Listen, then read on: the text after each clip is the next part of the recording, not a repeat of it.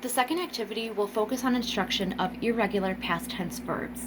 This particular area of grammar is a challenge for the student.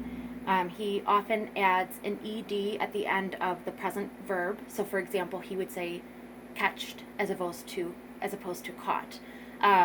And the text has a lot of functional verbs inside the text that have irregular past tense forms that are also used in the text as well, because it's talking about historical figures creating different planes and using verbs that go along with that. So, for example, the client will be presented with the present tense form of the verb catch and the irregular past tense verb caught. And this activity will be active. And so the client will be shown the present tense verb and he will actually do that action. So, for example, the student will be tossed a ball and the clinician will tell him to catch it, which is the present tense. After he has caught it, the clinician will prompt him to say, "What did you do?" And the student will say that he caught it. If he says that he catched it, the clinician will provide an immediate model, and the student will repeat the word back to her. And so a list of vocabulary words that are present in the text include build, dive, run, sit. But for example, in the text, because again, they were talking about historical people, it was built, dove, ran, sat, flew, drew, it rose up into the air.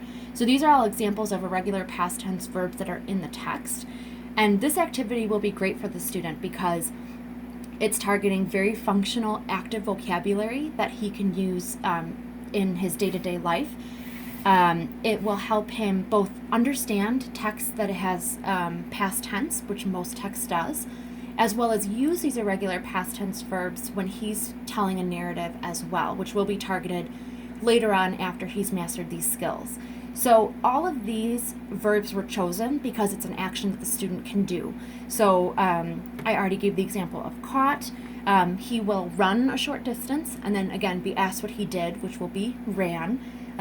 He'll sit and then be asked what he did, which was sat. And this is also great for the client because of his ADHD.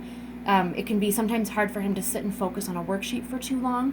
And so this blends the activity as well as using functional verbs that he needs in everyday life and really targeting these very challenging irregular verbs that sometimes you just have to memorize, and that would require a little bit more of the cognitive approach. That's why this activity is a blend of cognitive and linguistic, because there will be times that maybe the clinician is just drilling the word as he's first learning it, and then as this activity progresses, hopefully the client has learned the word and then he can start using it in a functional linguistic context. So he can begin to say, "Oh, I just drew that." And then he's using that irregular past tense verb spontaneously.